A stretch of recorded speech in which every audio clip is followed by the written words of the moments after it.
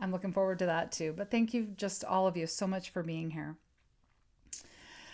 So, today, today is our first Sunday in 4 Sundays of diving into the Four Agreements by Don Miguel Ruiz. Don Miguel Ruiz is a Toltec man of knowledge, and the Four Agreements is that Toltec wisdom. The Toltecs were not a religion; they were women and men of knowledge, and it was about a way of life.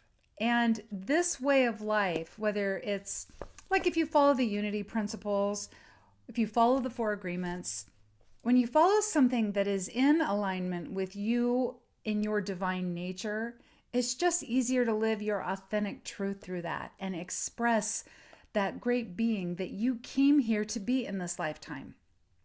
So, what I love about this book, this super simple book that can just be read in a couple hours, is it helps us to notice where our negative agreements are and then how to overcome these negative agreements, because it's the negative agreements that we've made that are what cause us suffering.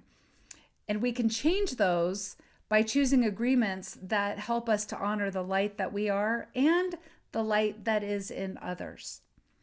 Now, the quote that opens this beautiful book is a John Lennon quote from the song Strawberry Fields.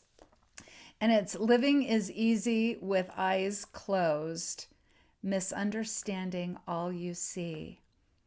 And this is about not literally closing our eyes, of course. It's the metaphor for we're closing our eyes against the truth, only seeing what we want to see in this life. But then that means we're navigating our life through our personal belief system and through a closed mind. So we're living life through our judgments, through our past experiences, through our fears, and our old beliefs. Now we are raised to align with a certain set of beliefs and perceptions. That's part of being a kid. There's a way that you behave, and there are things that are not acceptable in the family. And learning some of these things serve us. Like don't put toast in the VCR, right? No, although nobody has a VCR anymore, but you learn not to do those things because the family will get upset. But there are other beliefs that don't serve us so well. And so as we're learning what beliefs are good and what beliefs are not good, according to family, according to our teachers, our friends, because our peers have a lot to do with our belief system as we start getting a little bit older, what we're learning is that when we comply with certain beliefs, we get the reward of being accepted into a group. We get approved of. And so we start putting our focus on those beliefs. And we always will perceive, or like we choose to focus on what we want to perceive, what we want to believe. Now we have this wonderful, amazing filtering system in our brain and mind, and it can be actually quite remarkable in our life if we choose to train it. But often we don't. And so that system then of beliefs ends up driving our bus. It ends up driving our bus, and it's filtering what we get to see based on our fears, based on a faulty belief system that may not be serving us. See, our brain, when it's given a task, it's going to prove us right no matter what. If we think we're not good enough, our brain's going to be on that. Oh, you're so right. You're not good enough. I'm going to find all the ways that's true in this world. Why, look at all these people who looked at you funny because you're not good enough. That's what our brain does. That's all it does, is it finds a way to prove any of our crazy beliefs are right. So what that leads to is our judging. Okay, that leads to us needing to judge because we have to be in agreement with that negative agreement, or we'll start feeling suffering because somebody didn't approve of us. So we move from judging other people and judging conditions to now getting defensive. We'll even get defensive then if somebody doesn't agree with us. We need to be right so badly so we can feel accepted and we can feel good enough. If someone does not agree with our belief, we get defensive. Now, we know we're struggling in a negative agreement if at any time in the last year you've brought up your political philosophies and somebody disagreed with you, right? You might have felt yourself get a little defensive and want to step up, okay? But this need to be right, this need to be approved of, all it is doing is it's showing us we got stuck in a negative agreement. And we would love to ideally move out of that, because judging others leads to judging ourselves. It leads to condemning ourselves. And then, of course, hoping and praying no one ever figures out what a big fake we are.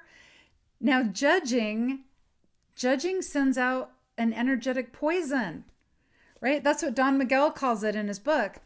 When we judge another person, we're sending poison along with that. If we judge ourselves, we're poisoning ourselves. At least the other person has the option to not take it personally, right? And not take the poison. Okay, but we're often sending poison to ourselves. So the 4 agreements, they help us understand when we've made an agreement that causes us suffering. And that's really pretty easy to figure out because we'll feel like we're suffering. But it also helps us then to change agreements. So we are working with agreements that honor the divine within us and honor the divine in everybody else. And to easily recognize, just like that, if we've moved into a negative agreement, if we find ourselves habitually feeling bad about ourselves, judging other people, judging ourselves, needing to be right, we just got stuck in a negative agreement. That's all. Just got stuck in a negative agreement. A fear-based agreement. That's what we did. It's a fear-based agreement. If we're experiencing suffering, it is a fear-based agreement. And it takes a lot of courage to create a new agreement. It takes a lot of courage to stop being the doormat for somebody else, right? It takes a lot of courage to start standing up for ourselves and being authentic in our own light. And so these 4 agreements are really powerful in helping us to do that. So today, the agreement I'm going to talk about is don't take anything personally.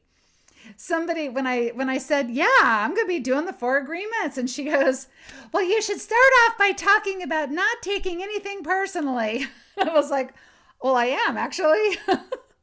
But yeah, there's a lot of, right now with so much going on in our country, it feels like there's a lot to take personally. Okay, so taking things personally, when we are doing that, that means that we have made everything that's going on out there about us. Now, I do want to throw this idea in first. When I talk about making things about us, I'm not talking about when we have to choose ourselves first for self-care, to take care of ourselves. You know that metaphor of put your own oxygen mask on first so you can take care of yourself, so then you can care for others. We do have to put ourselves first. We should be putting ourselves first all the time so that we're taking care of ourselves so we can be the brightest light we possibly can be. We can be that light and be of service in this world. Putting ourselves first is not the same as making everything out there about us. Okay, so making all of that out there about us, that means we're taking all that personally. And what we've done is we've bought into this idea that we are so important that everyone has to agree with us and do things our way. And if they don't agree with us, then they're not recognizing how amazing we are. And then we have to feel terrible about ourselves because people don't feel that we're amazing. Then are we really amazing? Like, I need that love and acceptance and approval, and I need you to tell me I'm amazing, or I'm not going to know I'm amazing, right? That's what taking things personally is about. This agreement is about realizing, this can be crazy feeling, okay, but this agreement is about realizing nothing that anybody does out there is because of us. Out there, what people are doing is because of them.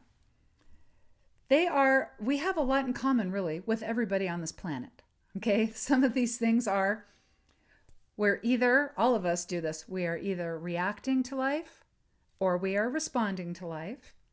We believe life is happening to us, like we have no choice in the matter, or we'll believe life is happening through us and we are participating and co-creating with life. And we can also have days where we feel like we live in a very friendly universe, or we feel like we don't live in a friendly universe. So we're not the only one that ponders these questions. We're not the only one working to change beliefs that don't serve us, right? Everybody out there is working under a set of beliefs that doesn't serve them also. So whatever anybody does out there, that's all about them.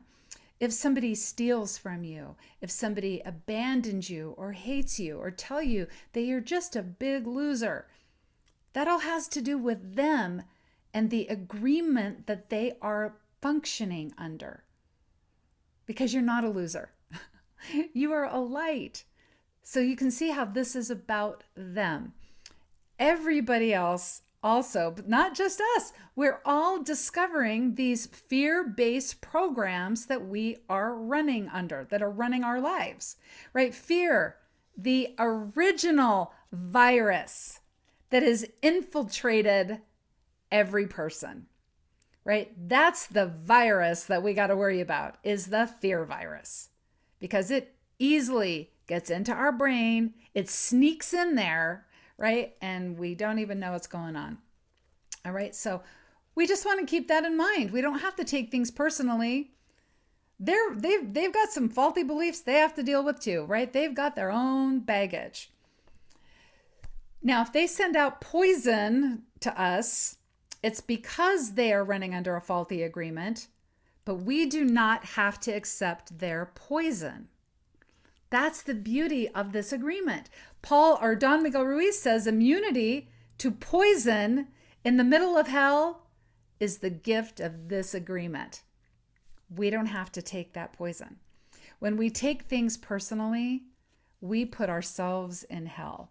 If we think somebody is mad at us and we walk around all day, oh my gosh, what did I do? Maybe I should text. Why didn't they text me back? If we make that all about us, maybe they forgot about us. Okay, maybe they're upset with something else going on in their life. Maybe they are mad at us, but still, it is about them. It's still about them. We can do what we can do. We can apologize if we need to apologize, but how they react to life, how they react to us is all about them. But that suffering puts us in hell if we take it personally. So if somebody doesn't like us or think that we're the best at something, that's them. That's all them. You know how I love doing music. I've been doing music and going out and playing places for maybe 15 years. And I've played music at churches, at like New Thought, New Age bookstores, at holistic healing fairs, psychic fairs. Like I've gone to some really fun places and done music. And I've had such a good time. But on occasion, I remember this one gal walking up to me and she was like, "Hey, I know you. You did music at a such and such place." And I was like, "Yeah, I remember you." And she goes, "Remember that other guy who was doing music? Like, is he ever going to play anywhere? I really want to see him. He was so good. I really, really liked his music." And I was just like, "Oh, great. Yeah, I don't know." And one time I was giving a talk for a church in Redlands, and afterwards this lady walks up to me and she's like, "Oh, hey, didn't so-and-so used to talk here sometimes? I really liked him. Do you know if he's going to be teaching or giving a talk here anytime soon?" I was like, "I just don't know about what's going on in his life. I don't know." And then I had talked about how I was going to be teaching a class there. And she said, "Well, you know who used to teach classes here who was so good?" And I'm like, "Oh my God, why don't you marry him if you love him so much?" Right? I mean, that's how I felt. I was taking it personally. I first read this book in 2000 because everybody in my Course in Miracles group was reading it. I read it and I loved it. And I did what I did with all the books I was reading back then. I read it, I loved it, and I put it down, and I didn't give it another thought. Finally, maybe like 2007, 2008, I was like, okay, I'm going to read this book again.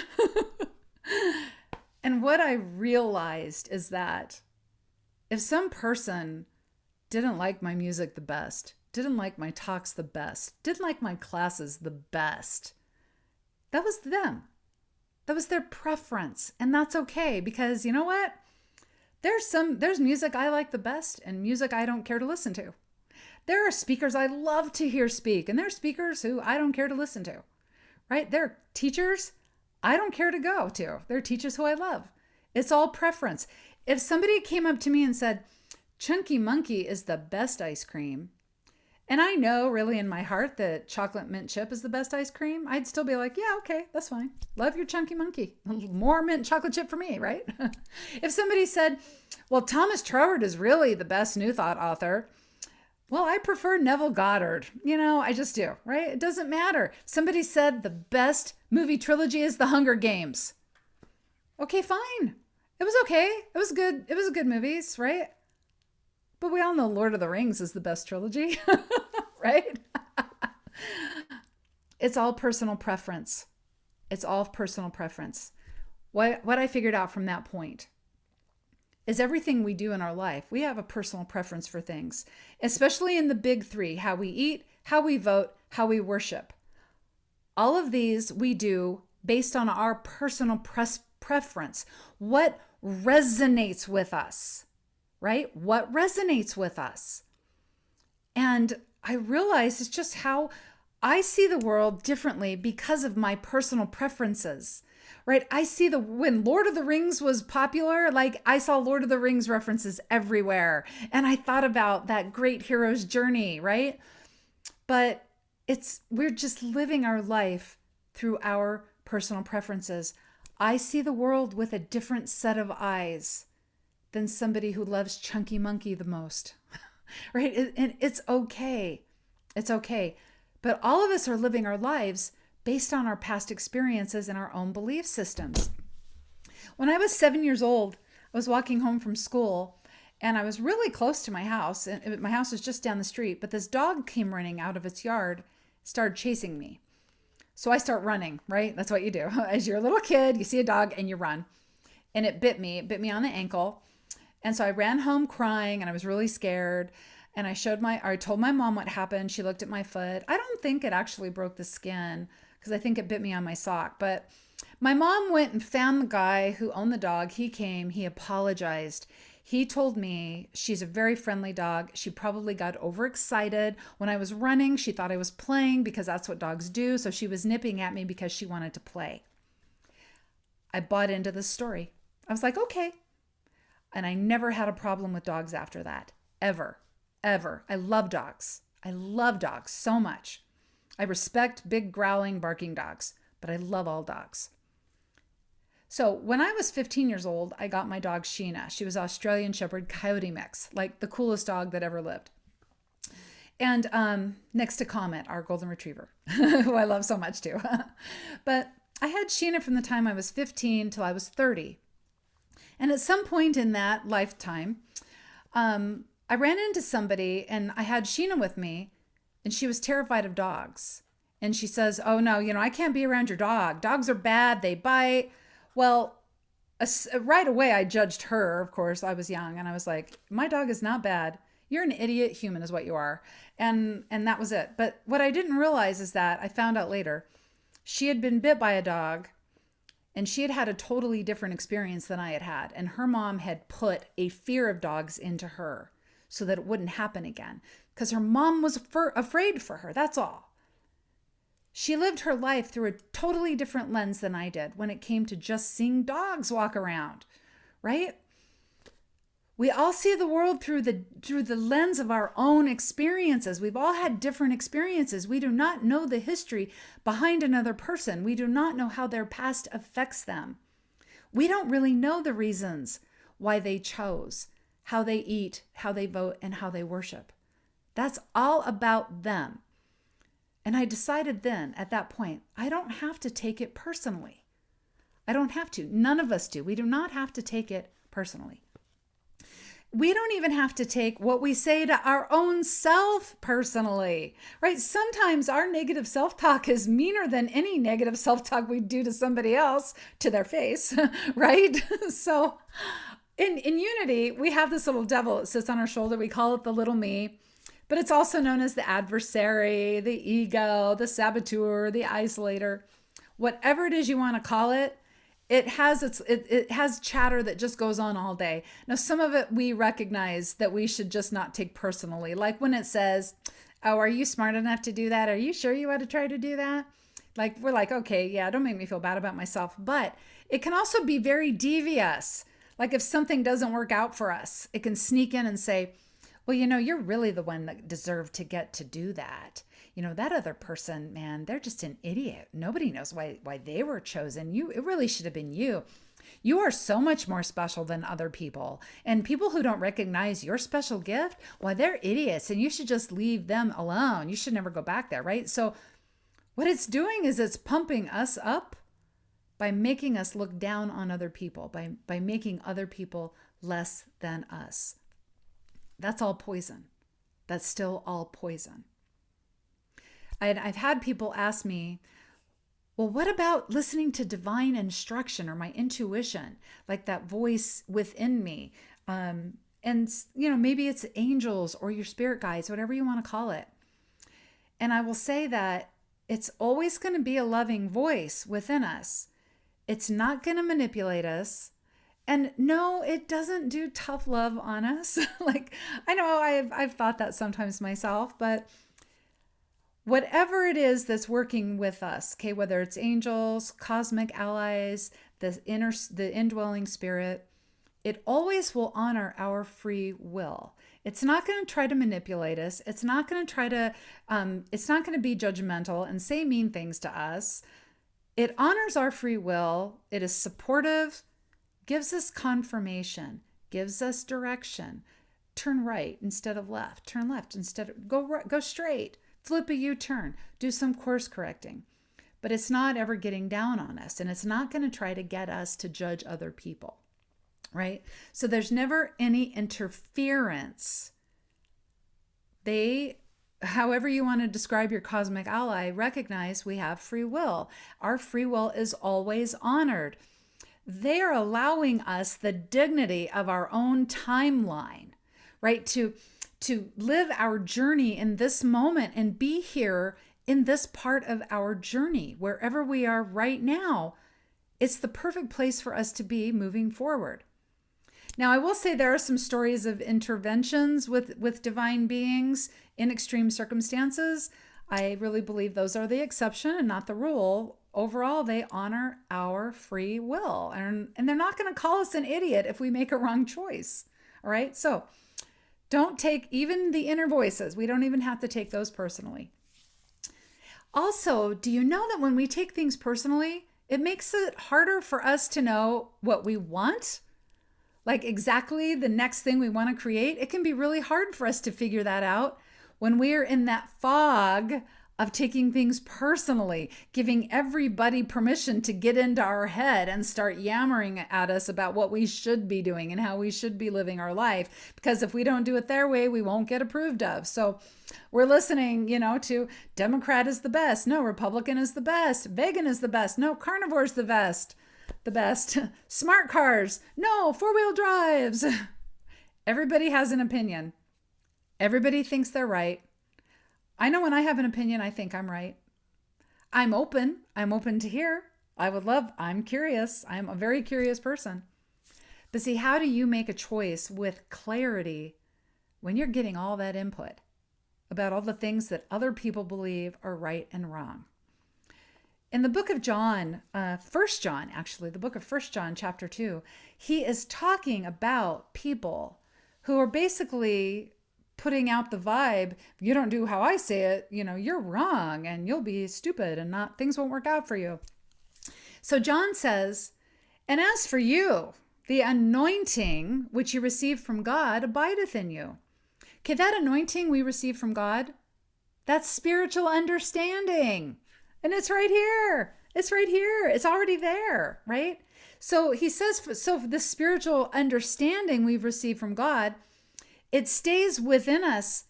And then we don't need anyone out there to teach us because of what it is that works through us, for us, as us. Because that spiritual understanding will teach you concerning all things because you abide in God, right? We trust what's working in here, right? Trust that it knows what to do, how to do it, and it compels us to act on what it knows. We get clarity. We get clarity. We get clarity on what we really want for us, right? Instead of getting muddled with what everybody else thinks we ought to be doing. So not taking things personally, then it does allow us to care for ourselves. It allows us then to set those boundaries, to start saying no when we mean no, instead of saying yes every time that friend of ours who moves every 3 months asks us to come help move because we have a truck and like we've even seriously thought about selling our truck so we never have to help them move again, right?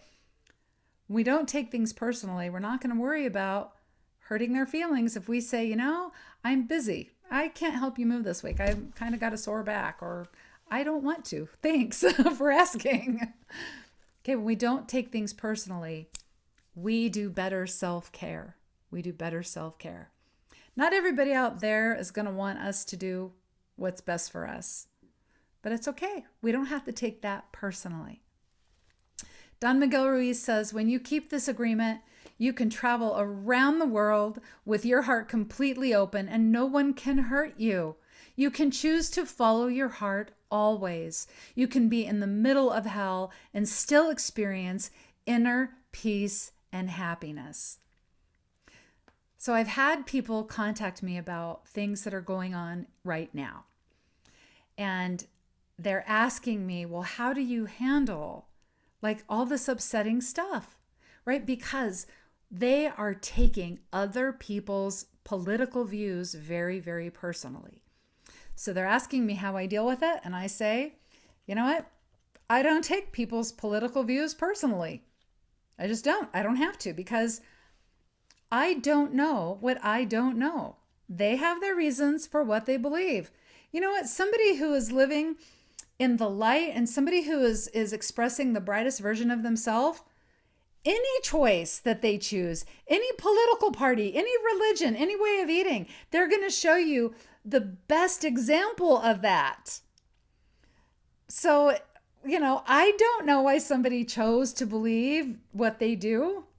They have their reasons and they can have their reasons. I'm just going to honor their path wherever they are. We do not know what we do not know. And so taking things personally, taking these political things that are going on personally, that will put us in hell. That will cause us so much suffering, so much suffering. To become a force for good in this world, we only can do that when we honor the light in other people. Okay, when we refuse to take other people's choices personally, that's the only way we can honor the light in them and honor the light in us. Ram Dass, I've been reading so much about him because I know Taylor loves him.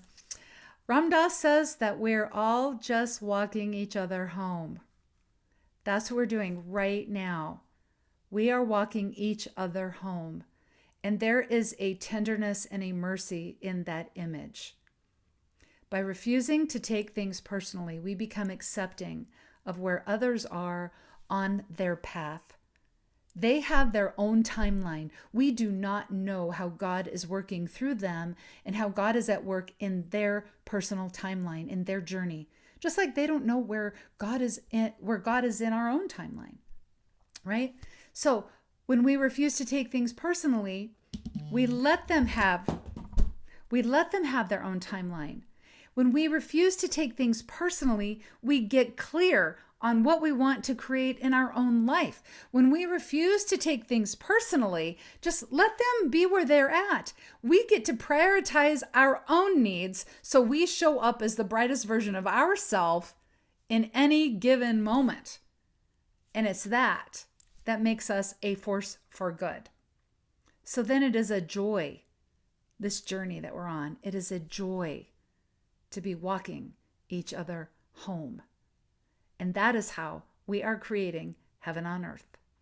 So until next time, remember, you are divinely designed to do this. You're divinely designed to do all of this. You are the activity of God in this world. You are the heart and the hands that hold and the hands that hug of God in this world. And everything you do, you are blessed.